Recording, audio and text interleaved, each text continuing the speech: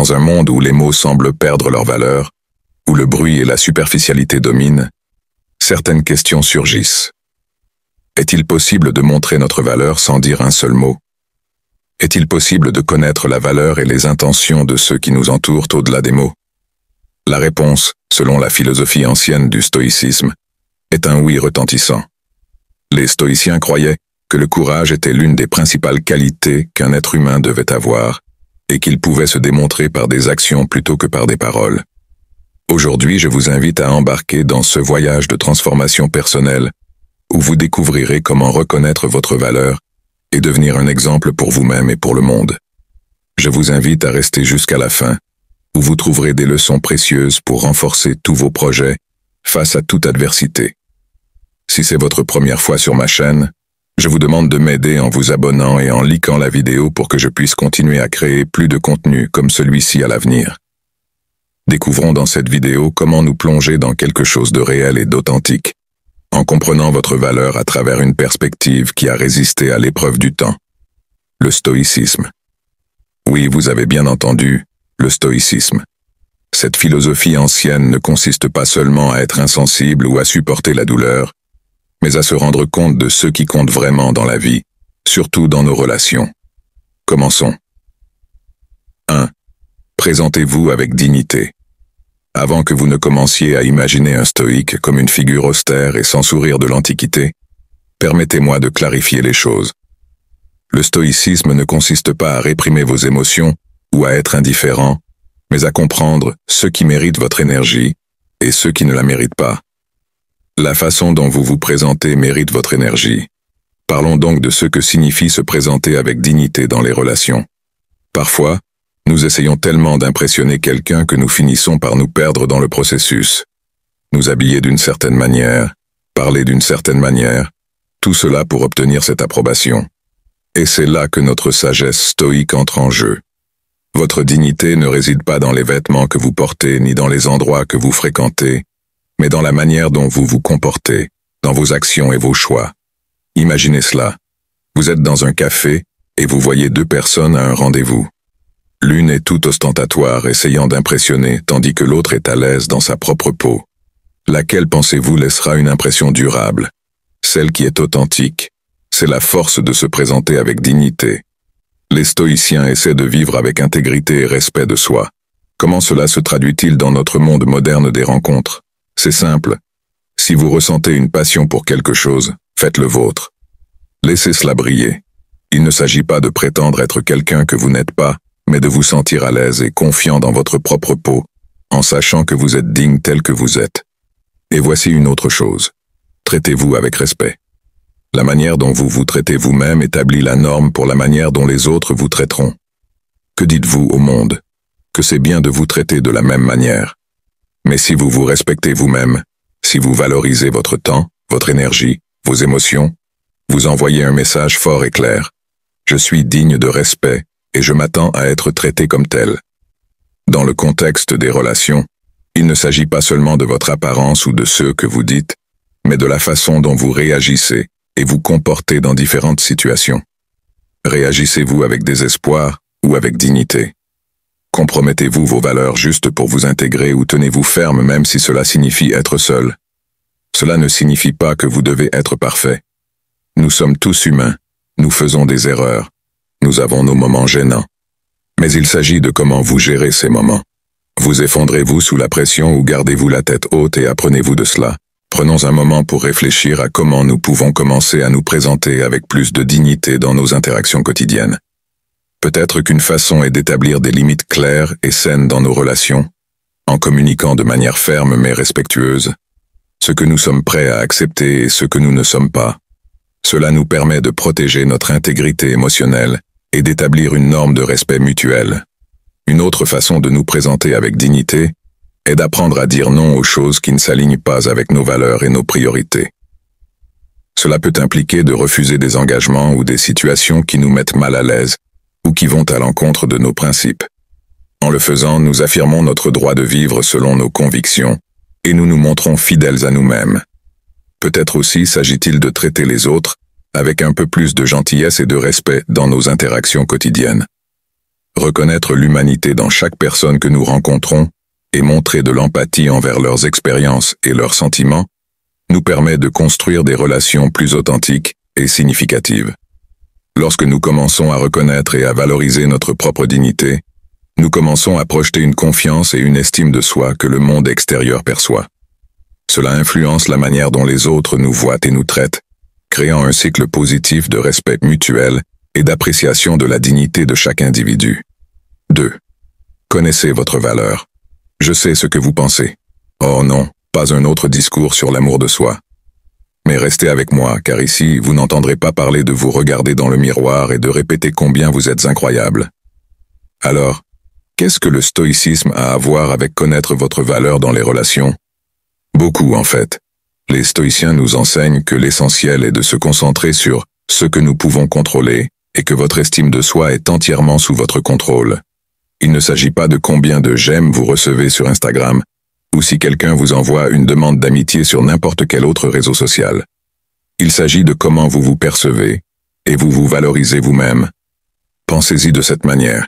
Imaginez que vous êtes une pierre précieuse. Tout le monde ne connaît pas la valeur d'une gemme rare, n'est-ce pas?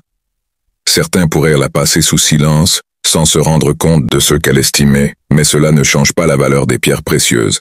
Elles restent précieuses, rares et uniques. C'est votre véritable réflexion. C'est vous. Authentique, unique et précieux. Votre valeur ne diminue pas simplement parce que quelqu'un ne la voit pas. Maintenant, soyons un peu réalistes. Nous avons tous ici affronté le rejet à un moment donné. Nous avons tous ressenti le sentiment de ne pas être suffisamment bons, surtout dans notre monde hyper connecté, où il semble que tout le monde vive sa meilleure vie.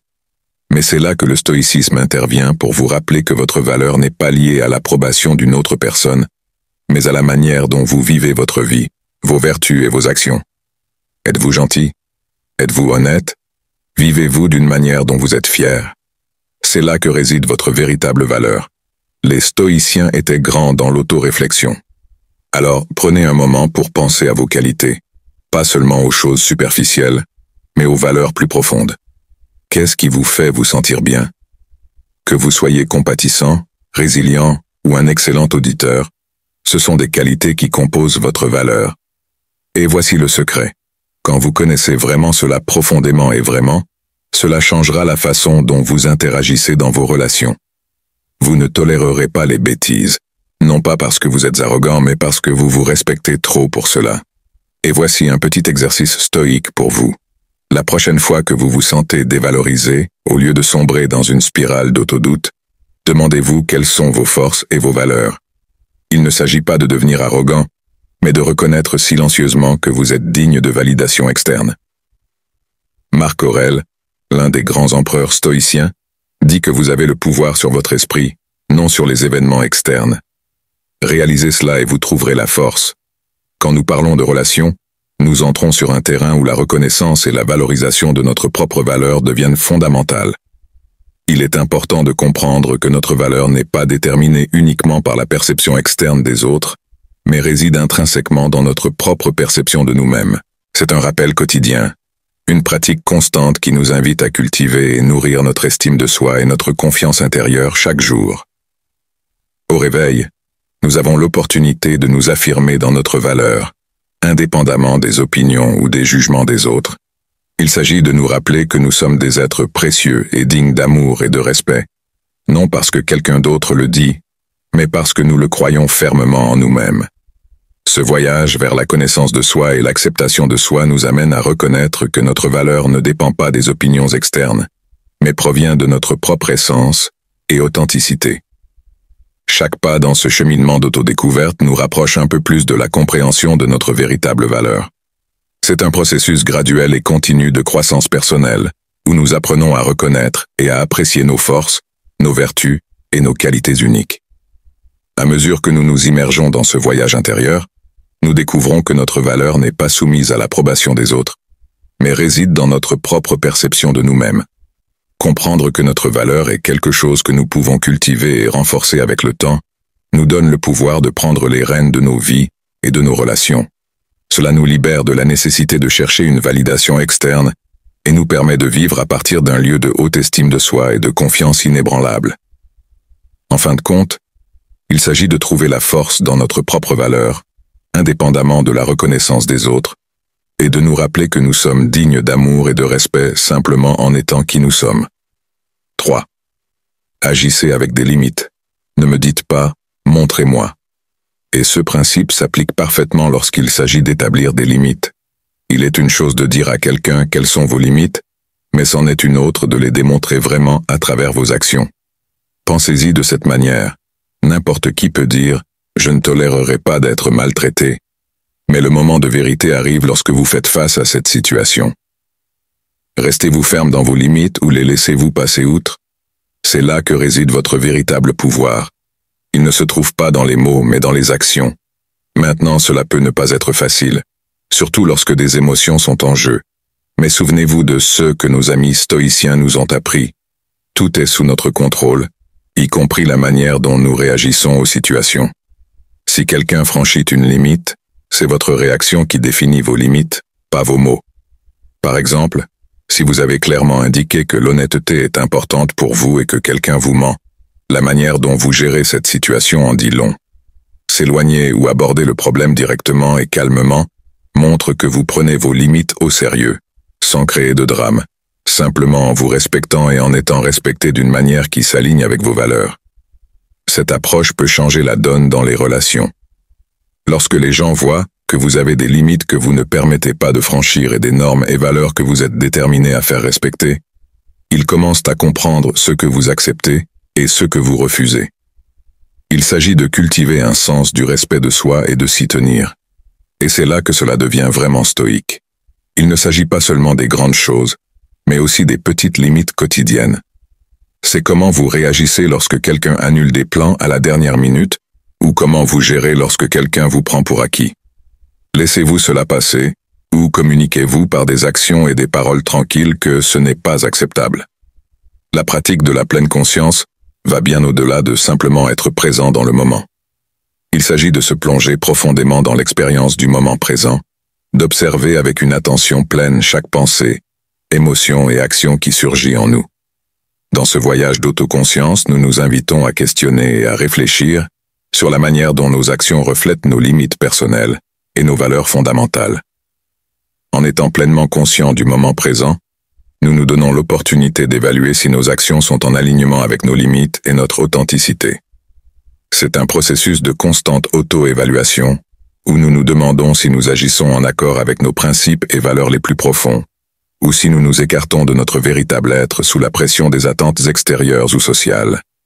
Cette pratique nous amène à examiner de près chaque interaction et situation, en cherchant des indices sur la manière dont nous réagissons, et si nous restons fidèles à nous-mêmes, elle nous invite à être témoins de nos propres limites, à reconnaître quand nous nous sentons inconfortables ou compromis, et à prendre des mesures pour protéger notre intégrité et notre bien-être émotionnel. Ce sont dans les petits moments de la vie quotidienne que se trouve la véritable épreuve de nos limites. C'est dans ces situations apparemment insignifiantes que se révèle notre véritable nature et la force de notre caractère. Par conséquent, la pratique de la pleine conscience nous défie d'être présents à chaque instant, d'être conscients de la manière dont nous réagissons aux diverses circonstances de la vie, et de cultiver une plus grande clarté et discernement dans nos actions et décisions. À mesure que nous avançons dans notre quotidien et que nous interagissons avec les autres, nous pouvons adopter une perspective un peu plus stoïque dans la manière dont nous montrons et établissons nos limites personnelles. Il ne s'agit pas simplement d'imposer des règles strictes ou d'être inflexibles dans nos interactions, mais plutôt de cultiver cette boussole interne qui nous guide dans la manière dont nous agissons et réagissons face à différentes situations. Cette boussole interne, inspirée par les principes stoïciens, nous invite à être conscients de nos propres limites et valeurs et à agir en conséquence à chaque instant. Il ne s'agit pas de nous fermer au monde extérieur ou de construire des murs autour de nous, mais d'établir des limites saines qui reflètent qui nous sommes et ce que nous valorisons dans la vie. Lorsque nous commençons à vivre de cette manière, les personnes qui nous entourent le remarquent. Elles commencent à nous percevoir comme des individus qui ont non seulement des limites claires, mais qui se respectent suffisamment pour les faire respecter par les autres. C'est comme émettre un signal invisible qui dit « Voici ce que je suis, voici ce que je défends et je ne suis pas prêt à compromettre mes principes pour le confort des autres ». Cette attitude ne nous permet pas seulement de construire des relations plus authentiques et respectueuses, mais elle nous aide également à cultiver un sens plus profond de l'estime de soi et de la confiance en nous. En vivant selon nos limites et nos valeurs, nous devenons un phare d'intégrité et d'authenticité dans un monde souvent rempli d'incertitudes et de confusion. 4. Limiter l'accès. Je sais que cela peut sembler un peu démodé, peut-être même un peu strict, mais écoutez-moi. Il ne s'agit pas de jouer les difficiles.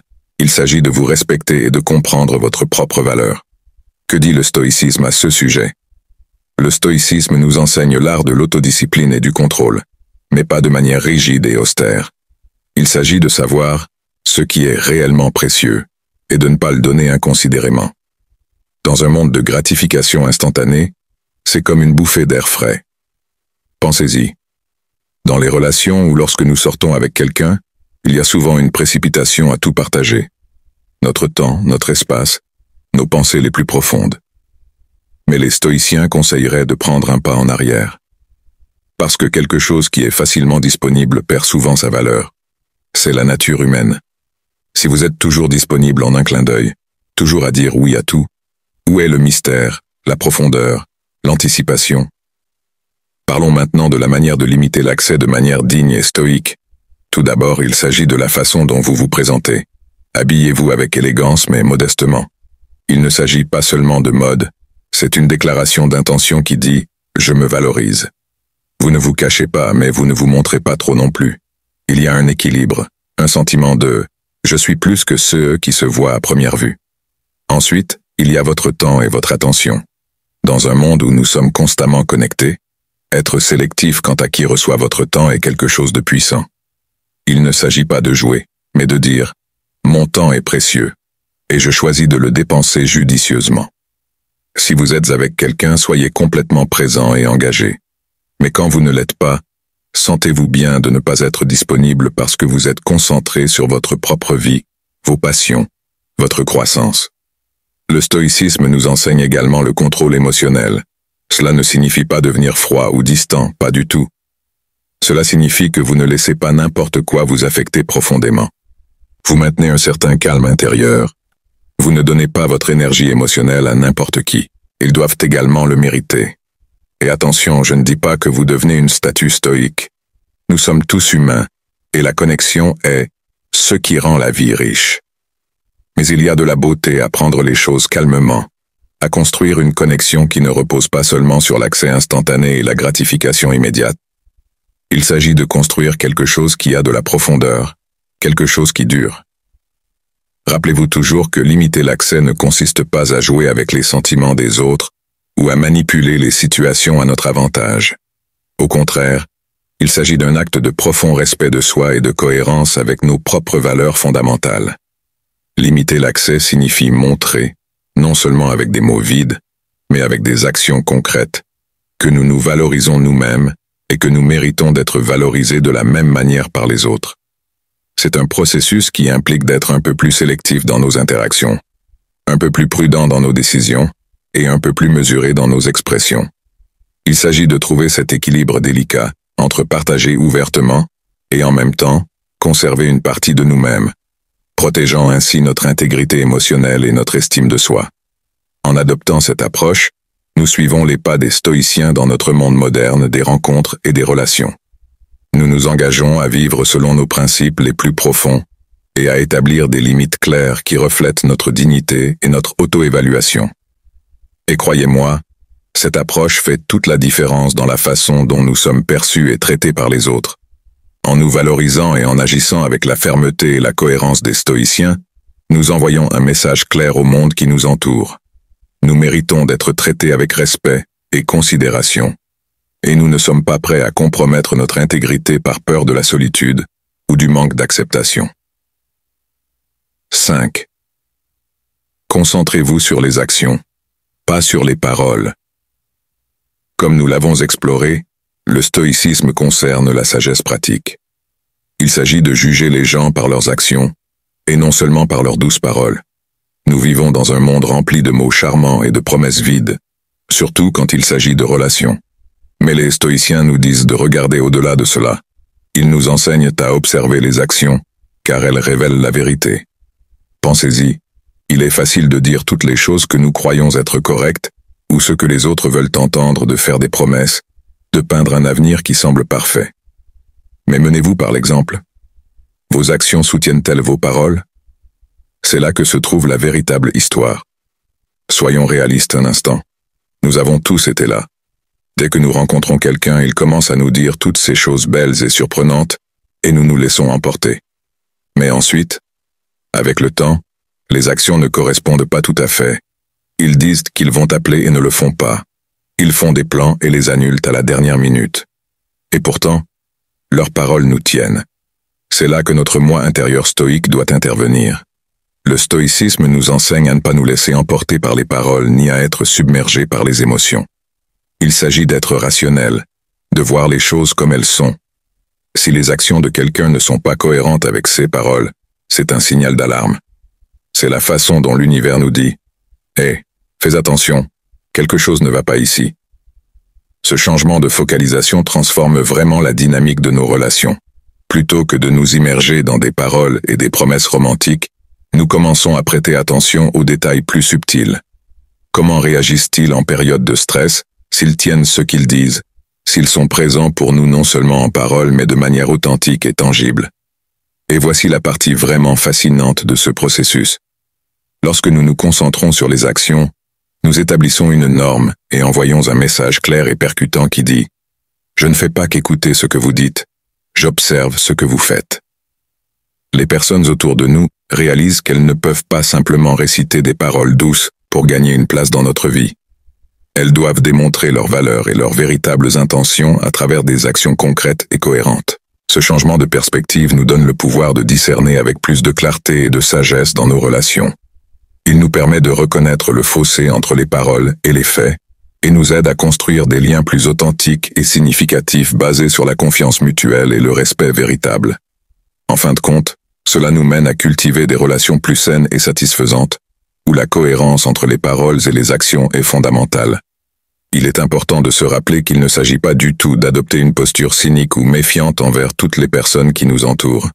Il s'agit plutôt d'exercer un niveau approprié de discernement et de prudence pour protéger notre cœur et notre paix intérieure avec une couche de sagesse stoïque.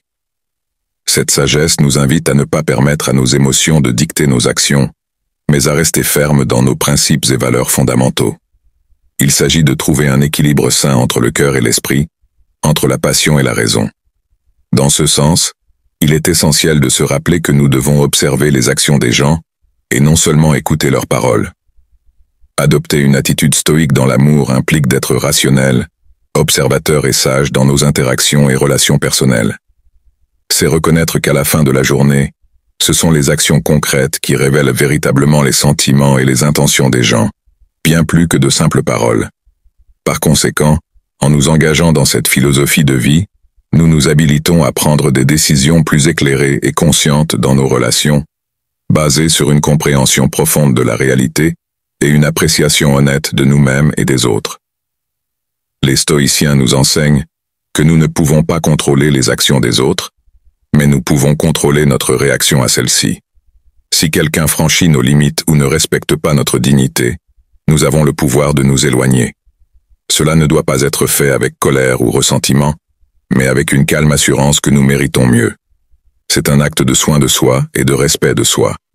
Dans le contexte des relations, cela signifie être prêt à partir si l'autre personne ne respecte pas vos limites, ne tient pas ses promesses ou ne démontre pas à travers ses actions qu'elle valorise votre relation.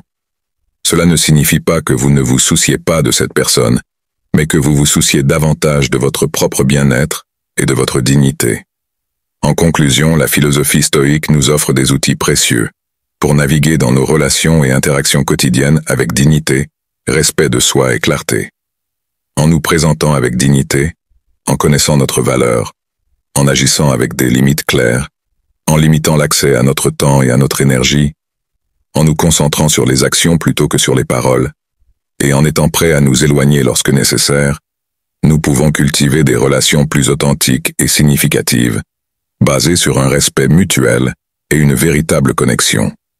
Si cette vidéo vous a été utile, et que vous souhaitez en savoir plus sur comment appliquer ces principes dans votre vie quotidienne, N'oubliez pas de vous abonner à ma chaîne et de liker la vidéo. Cela m'aide énormément et me permet de continuer à créer du contenu inspirant comme celui-ci. Merci de votre soutien et à bientôt pour de nouvelles leçons de vie stoïcienne.